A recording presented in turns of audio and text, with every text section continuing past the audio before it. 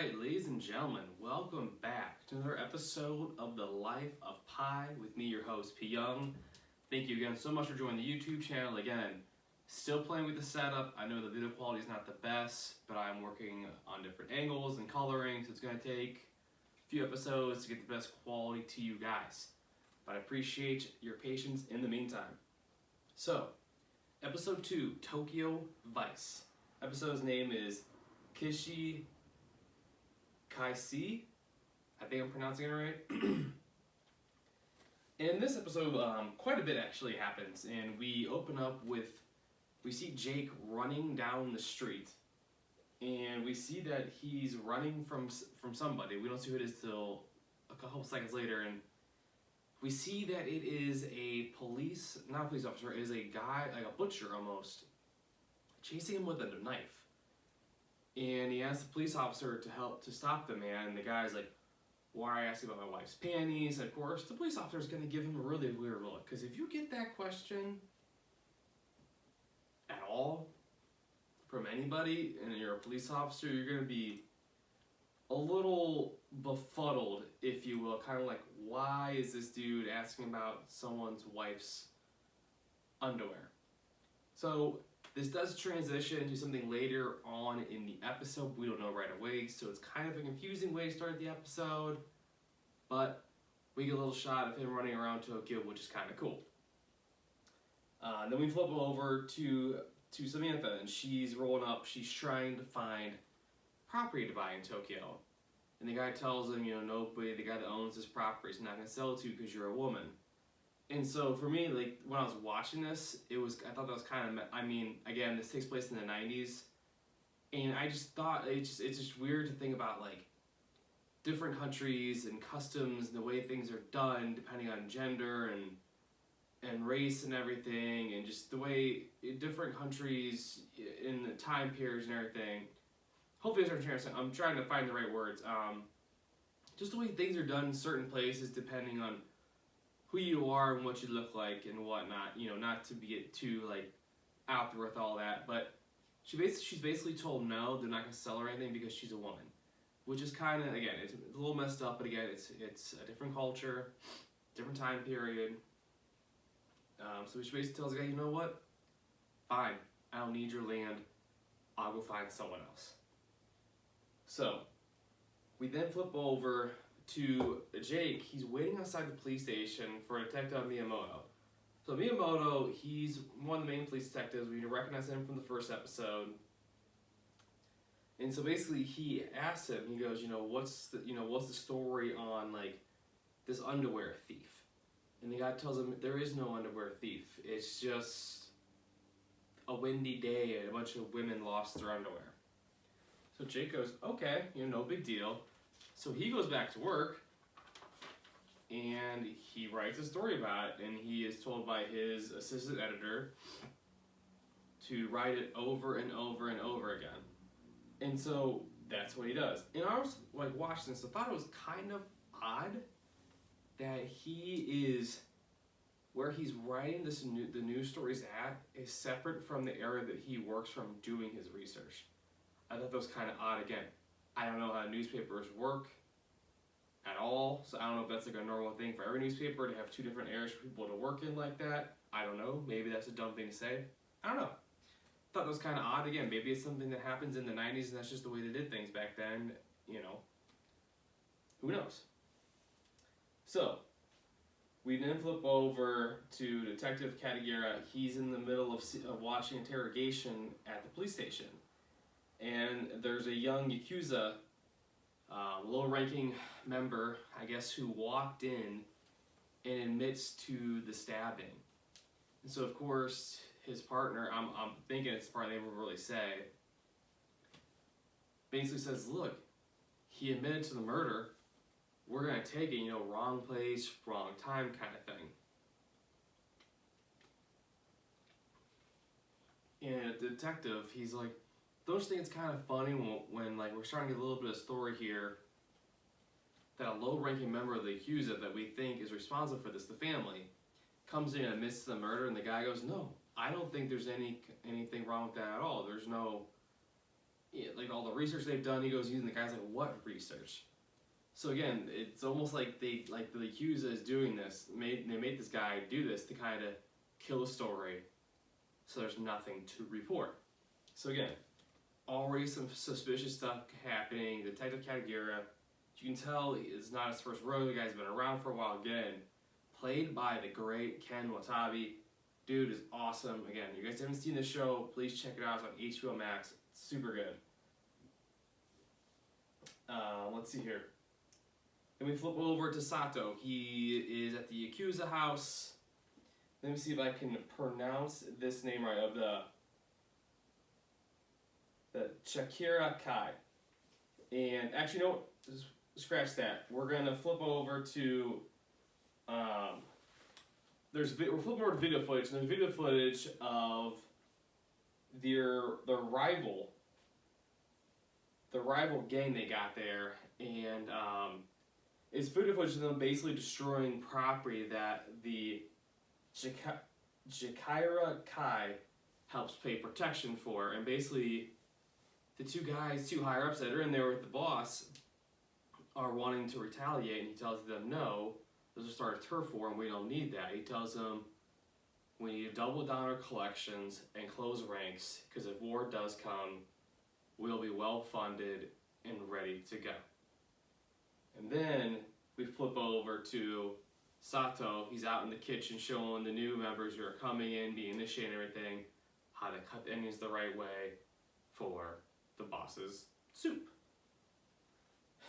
So, then we flip over to Jake finally getting his first article published. After all these edits and re-edits and over and over again, his assistant editor tells him he's going to get published in the evening newspaper, which of course he's ecstatic about, because I'm sure anybody who's been in any kind of newspaper business or anything like that, when it comes to like writing or journalism and stuff like that, you get your first story published. That's huge for your career. It's a big deal. So he's super excited. The guys he's working with, his buddies, are really pumped for him. And then in the next scene, we see Detective Katagura, again, not letting the stabbing story go, which I like. Good detectives don't let this kind of stuff go. And so we see that Detective Katagura is actually at the stabbing victim's house talking to the widow, and she's already talked to the police. He goes, I know. He said, I want to follow up, make sure they didn't miss anything. So, finds out they actually had to loan some money. They got behind the payments because the interest rates are through the roof, because through the Yakuza, so they're just jacking the interest rates up to make more money on the loan they already gave out. And so when they couldn't pay back, she said the husband pushed back, and then that he was gathering information, getting rid to a lawyer. He had info and files on all like their dealings and their illegal activities, and basically she knows he was taken out. Katagura asks him, do you have this information? She reluctantly says yes. And while he's talking to her, Jake shows up at the door. So I love this. They have there at the same time. It's kind of their first little almost scene together. I mean, I guess it's like maybe their second or third, but it's the closest they've been aware of each other, I guess, thus far. So Jake shows up to interview the widow as well, stating from the newspaper. She goes, I'm not supposed to talk to anybody. And so he goes, I'm sorry to bother you. And of course, Detective Katagura sees Jake standing in the doorway. Jake doesn't see him. So of course, Katagura, being the detective he is, makes a mental note. He's like, all right, newspaper dude, I've seen him before. He's investigating this stuff. So Jake takes off. And so of course, Sato, he's out making more collections like he was told to do. He makes payments from, an arcade. And he goes to the Hostess Club, which I still think is just a wild thing that people pay for these ladies to sit with them, and then vice versa. There's men club too, which I know it's crazy to me, honestly. I didn't know those things existed. Every time I see these scenes, it's so weird to me. But it's different, but it's kind of cool. You're getting a sense of different cultures around the world and how things are. Again, I actually looked it up. These are still a thing over in Tokyo. They're still up and running. I couldn't pronounce the names for you if I tried. These are still real things for guys and girls. So if you're over there maybe check one out if you can afford it. Let's see. Then we walk in, and Samantha, yeah, she shows up at the club, picking up whatever, and she walks in on her boss with his pants down. Basically, the boss is like, I guess, almost like asking for sexual favors. I guess they would put it for one of the new girls to, I guess, help her get better clients or whatever. And Samantha picks up on this and starts arguing with Duke, who's the owner. And of course, Sato shows up. He's collecting payments. And then we flip over back to the newspaper. The chief editor, who continues, I don't know if his word's good or not, so I'm not going to say it. He continues to call him a certain term or phrase. Again, I won't say it on here because I don't know if it's like bad or racist or whatever, so I won't even go down that road. If you watch the show, you probably know what I'm talking about. Basically, it's just a word to let everybody know he's talking specifically to Jake. And so basically, he makes Jake read this newspaper, this report that just came out, that the underwear thief has been caught. It was some sales guy, and they went through. They found like 400 pairs of underwear, and they color sorted them, all kinds of crazy stuff. And so basically, Jake has made read this out loud and completely embarrassed in front of everybody in the newspaper. Everybody stops what they're doing and is looking at him, and Jake gets demoted from crime to scrapbooking. Didn't know it's crazy that scrapbooking is a department in a newspaper ever, which is just wild. So basically, Jake got burned by Miyamoto giving him false crap information. So rightfully so, Jake is PO'd, as anybody would. Anybody would be pissed by that. Getting a demotion and getting embarrassment in your job, I'm sure it's happened to some of you out there watching. Your demotions, I mean, in front of people, it's super embarrassing, and I can't even imagine how that would feel. Let's see what else we got here. We got so then we flip over back to the police office. Katagiri, again, on the case. He is talking to what we can only assume is his police chief. He's basically told that the case is closed. They have all the evidence they need. He doesn't need to pursue anything or look into anything, and that's closed. Of course, Katagiri he's not believing it. He's trying to tell him, this isn't what happened. The boss doesn't want to hear it. Basically tells them to let it go. So any good detective is not going to let something like this go. When they know something is wrong, he doesn't let it go, which again I like. He doesn't let it go because he knows something else is going on. And of course, Jay comes home to a delivery on his front porch. Turns out, delivery after a long day, mind you. Jake's had a very long day at this point. Getting home, you tell it's late. And of course, this is probably one of the best things possible I could have for him. He gets a package from home. From his sister, he has it looks like some kind of barbecue sauce, and he's got a hoodie from his sister, just University of Missouri on it. He's got a tape from his sister, a piece of paper saying call his mom. And as someone who lived out of state for a few years away from his family and friends, getting that taste of home or getting something from home like that when you're far away, it's just it is the best thing possible. It's the bag. It's just an unbelievable feeling. It's the greatest thing. If you've been living away from home and you get a taste of home while you're still away from home, you understand what I'm getting at, what I'm trying to say. It's a cool little moment, and he appreciates that as being a big brother.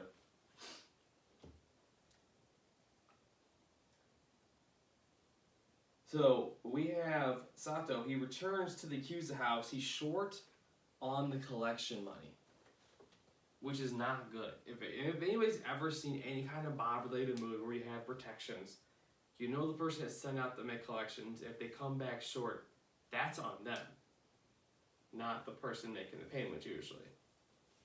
And so Sato tells his boss, here, count these real quick. He goes, who was short? He says Duke, which is the club owner that Samantha works for.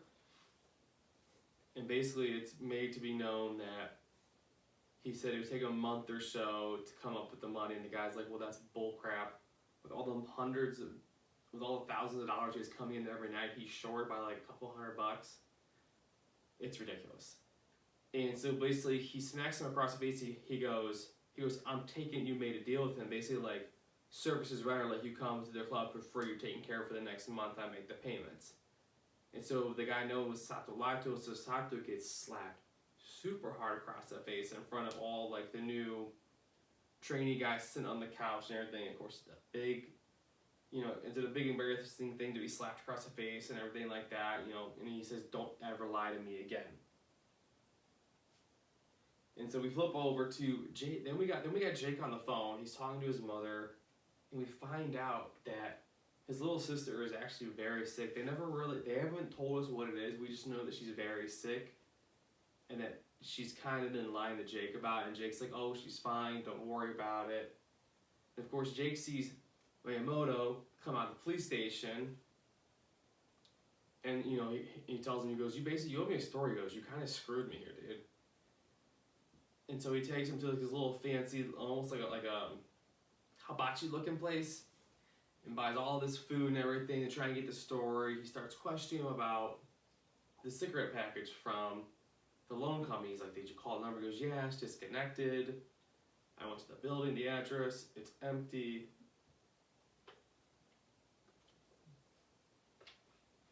So basically at this point, Jake is having to buy information from cops with food and liquor and stuff. Again, 90s, different time period, things work differently. Again, also being an outsider, people are going to give him information.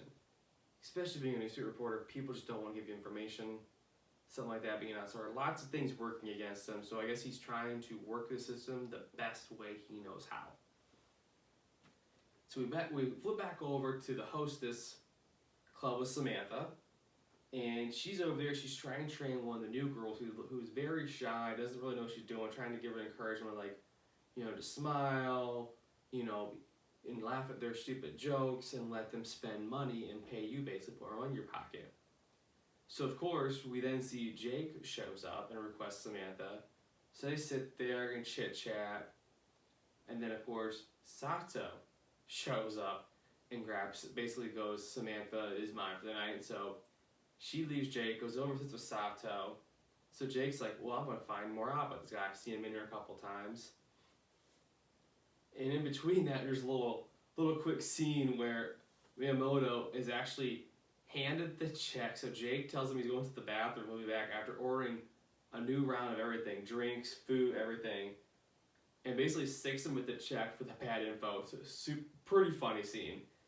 And so Jake, not a shy dude, just like walks over and sits in Sato's booth at the club, and he starts just BSing with them about shoes and jeans and cowboy stuff, and kind of goes, "Oh, I told him a funny joke." He goes, "I'm right about that." And Sato's like, he basically jokes, he goes, "You're right about that, I'm going to have to kill you," and kind of joking.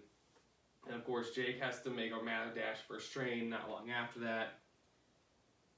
And of course, he misses the train, ends up having to go back to the office, sleep there, because he can't get back home, because apparently it's across town or whatever, and he can't get back to his place for some reason. And so, we then have Jake sleeping, police report comes across the radio, there's some gang activity going down at some club or whatever. So he books it through the streets of Tokyo on his bicycle. He gets there, he walks in on the two rival gangs squaring off against each other. It's, let me get it, the Tozawa and the Chikara Kai. Basically, one member has another guy on his knee saying he's going to blow his head off, and the police are standing around not knowing what to do. And right before the guy shoots the guy, Katagura steps in, basically diffuses the situation. While he's doing this, Jake decides it's going to be a good time to take a photo. And of course, the camera goes ka-king. It makes like that weird, like the winding camera sound. Of course, Katagura instantly, everybody sees him. there's no flash, it's just the noise. He goes, give me the film. You're not to write about this. This didn't happen. And then we flip back over to Samantha at home, counting money, doing books, whatever, and we see she has a huge stash of money saved away. We don't know what this is for yet.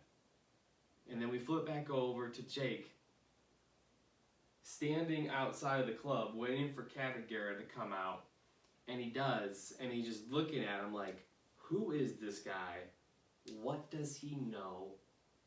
How does he know, and why do people listen to him so much? Like, why do these gangs listen to him?